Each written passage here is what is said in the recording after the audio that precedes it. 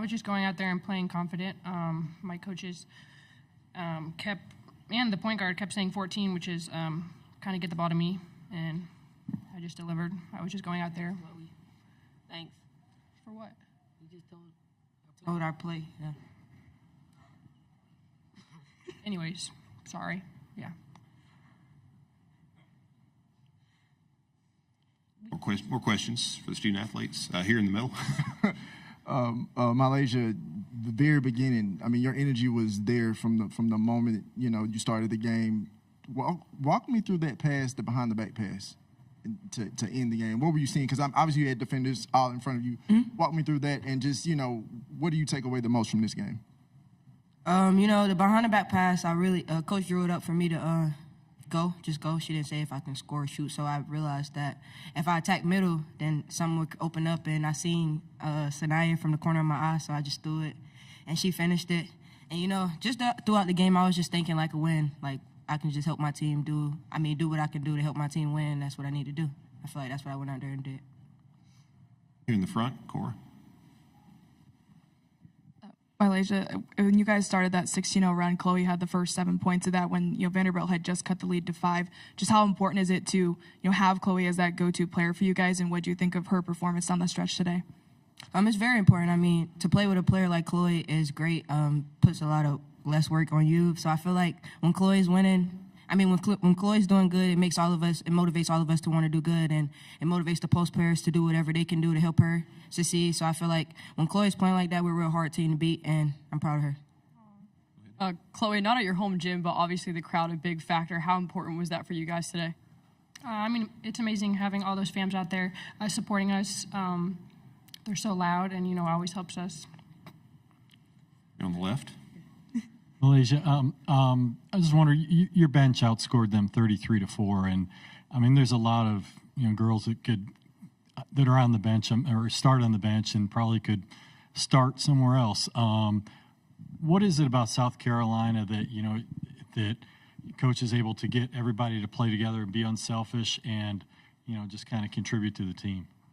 I think here we all just have the same mindset, and that's winning. So whether you're doing it from coming off the bench or starting a game, we all just want to win. So I think the first group, they pushed the bench to be a better version of ourselves, and in practice we work each other, and we push every day. So I feel like it just flows in the game, and when the bench come in, our starters know that we have their back. Yeah, to either of you two, this game had a lot of momentum swings. You guys had momentum there a lot in the first half, and then it swung back to Vandy there in the third, but you guys were able to recapture it in the fourth. How were you guys able to kind of reharness it after losing it? Especially at a kind of a neutral site like this one. I feel like we have a lot of players, we have a lot of depth, and that's when it comes in our favor. I feel like a lot of players on our team can go out there and get the job done, but it all takes us to come together and work as a team and do the little things, the tangibles. So I feel like we did great with that, and we know teams are going to make a run. It's the SEC, it's the best conference in the country, so we just got to be prepared, and I feel like we were very prepared today. A couple more, Cora. MiLaysia, there was a timeout right after Vanderbilt cut the lead to 5. Just what was the message? What was kind of the energy? And what do you feel like you learned about your team when you guys just took control of the game the rest of the way? I felt like I learned that none of us are punks. We all want to meet the moment, and I think we did. I felt like we came together, and that was very important for us. And, yeah, I love my team. We love each other. Any other questions for the student athletes? All right, thank you, ladies. You can be dismissed back to the locker room.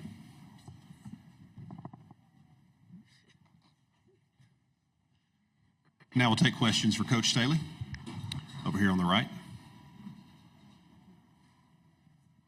Coach, there was some visible frustration from your part in the third quarter. It seemed like Vanderbilt was just able to disrupt what you guys were doing so well in the second quarter. What was your frustration, or what were you most frustrated with in the third quarter? A lot of conversation with the officials as well.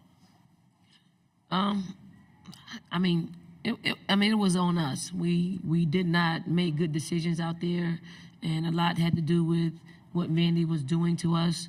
They doubled us, they pressured us, and they forced us into some turnovers that created some easy baskets for them, that created momentum for them to cut into our lead. Just bad basketball. We mentioned it at halftime, like we're playing really good basketball.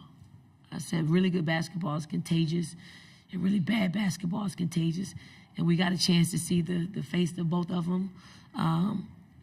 Part of that was because of what Vandy was pressuring us to do. Part of that was just decision making, playing a little bit faster, which probably Vandy had a lot to do with that. So I was happy that we could get a unit in there that could just play well together on both sides of the basketball. And it took us a little bit of time to figure out what unit that would be. Right here, Elena. The timeout at the end of the fourth quarter, then you guys went on the 16-0 run. Just what was the conversation like with your team in order to close out that game? I don't even remember what I said. It was about making plays at that point. It was about shoring up how we wanted to defend the ball screens. It was making sure that we were running sets that get the hot hand the ball, which was Chloe. And then we allow Lay to get the ball on the open floor and pretty much play make. And fortunately for us, it worked out. In the front. Chloe really became that go-to player for you guys, even in the third quarter. I think led you with 6 points. Just what did you think of her performance today, before the press conference, and how important was that for you guys? This is really who Chloe is. Starting to play very consistent basketball. She wants the ball in her hands. She wants to be a playmaker. She wants to be the one that can score it or dish it to a teammate. I thought her teammates did a really good job at finding her. I thought she did a great job at just making a play. We called her number, and she delivered for us. I would imagine that this is kind of how she envisioned her entire season going, but it didn't go that way. It was a little bit up and down, inconsistent. But Chloe's strong enough mentally, physically, to be able to handle, the rigors of this league. No one's going to just kill it every single night. But if you don't have the mental fortitude to stay with it through the ups and the downs, you won't see consistent play like this at any point in the season. Front left. Don, as I was asking MiLaysia, there's a lot of girls on your bench that could start other places. I'm curious, in the recruiting process, like what type of a person do you have to get to kind of fit into that team mentality? And then part B of the question is, when you have that much talent, is it hard to find the right five on the floor some nights? We're pretty honest throughout the recruiting process. We don't tell anybody they're going to automatically start, because we don't know what that looks like when they make, when they make the transition from high school to college. And we choose people that want us. Like, there's something about us that they like, and that is the very thing that continues to drive them while they're with us. Like, it's always, if you're having a bad day, why did you decide to come here? And then it helps you get over your bad day a little bit easier, right? And we're just completely honest, and we are look, sound, feel. Something looks, sounds, or feel off, we're going to address it. If it looks, sounds, or feel great, we're going to promote it. And I do believe we know what to say to our players that will allow them to grow. Yes, they may be angry in 1 minute, but we get down to why. Like, why are you angry? And then we talk about that. We break it down. We do it time and time again, so that they'll understand that we're invested in them as whole people, not just the basketball part of it. That's the easy part. That's really the easy part of it. But yes, it's hard to find a unit. It really is. Who can finish it? Like, we just played Kentucky on Sunday, and it was Powell, Lay, Tessa, Chloe, and Fagan that finished the game. They played the entire fourth quarter. And we sat out a senior on senior night, Breezy Hall. Does she feel a certain type of way? Yeah, she's a competitor. it's her senior night, last regular season game. But you talk to her, you just say, hey, 90% of the time you've been in the game. That's been you, the unit. They understand when we have a unit out there that's playing well, we're gonna continue to play it until the cows come home, and it's just communication. Like if I don't say anything to Breezy, she might hold on to that for the rest of her life and remember that. When if you just address it, she can get over with, and then she can finish the game like she did today for us. All right. In the middle. Coach, obviously, MiLaysia comes off the bench. Energy from the very beginning was strong. When she's playing like the way that she's playing today, how important is that, and what makes her so special when she's playing that? Which part? She had 5 turnovers too. Like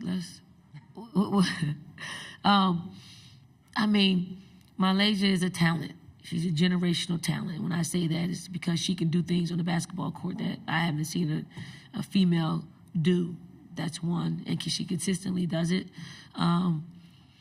When she has got it going on, again, she pushes tempo. Where her speed is, to me, is her superpower. No one on the court, can keep her in front of her.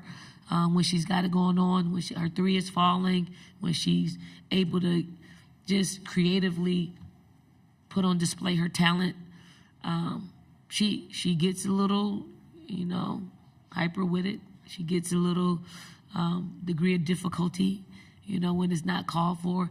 You got to give her that space to do that.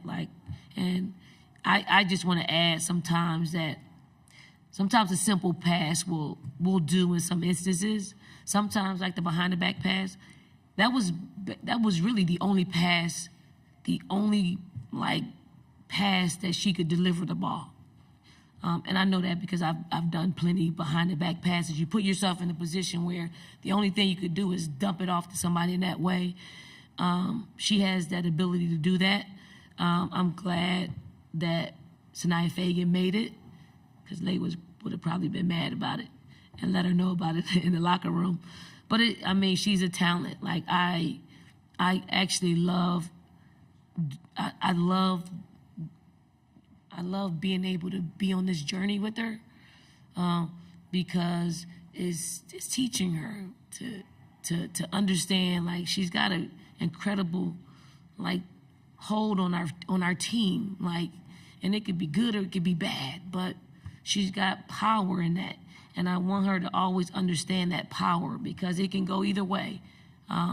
So we're just trying to foster that to just only be good. And that's a process for young people. It's a process for young, talented people, because sometimes they don't get it. They see things that other players don't see. And when you can't deliver like she delivers, you sometimes have an issue with that. But she sees things out there that no one else sees. So she's got to train people to play with her. Take 2 more. We've got one in the middle row in the back and then in the front. Yeah, Coach, 58 points in the paint. How crucial was it for you guys to take high percentage shots in game 1? It's key. It's key for us. It's key for us, and it's key for us to do it at a high clip. You can get point paints, but if you're shooting them at a low percentage, you're not going to win basketball games. So for us, key, especially with a team like Vandy, who, they are small. They're very talented, but they're small. So we wanted to make sure that we really attack the paint through our bigs and through our penetration, because we felt like that would give us an edge. Right, last one here in the front. Don, you bring up an interesting point about keeping everybody happy and being able to manage people and their thoughts. How much of your job is not necessarily X's and O's, but being aware of, I need to be thoughtful of this person, or I need to coach this person up in this direction so they can feel this way and understand? That's got to be exhausting. Very much so. But, you condition them. It's hard in the beginning to work through that, because they don't quite understand what you're trying to do. They just think you're resisting, whatever they want to do. But I'll say this: we have really good parents, really good parents. We have really good players that they allow us to invade that vulnerable space. because they know, they see it with they see it, they've seen it, you know, over the years. And it's really cool. Like I'm attracted to that. Like I'm drawn to that process of helping a young person just find out who they are, and because once they do, you know they're not going to be taken advantage of. So I'm glad I get a chance to just kind of mold that at this stage of their lives. And my last one, you're 16-1 in the SEC tournament in Greenville. What kind of advantage is that for you, and how does it help in preparation? Why you bring that up now? The coaches are going to want to move from Greenville. I mean, we've had really good teams. Is it advantageous for us to be here in Greenville, South Carolina, as representing South Carolina? Yes, it is. It is, because our fans come, they buy their tickets. They buy the tickets, though. It's not like we're giving tickets away. They buy the tickets in order for them to cheer on our team. I know if I'm a coach, I would rather have a full gym, right? Even if we're in Austin, Texas, I'd rather have a full gym than have an empty gym. I think our game has grown to the point where Greenville has been a location that everybody can get to, and the city's great, the arena's great, the people here are great. Like, I'm happy that we're hosted in South Carolina, because now, everybody else in the SEC sees what makes South Carolina great, and it's its people.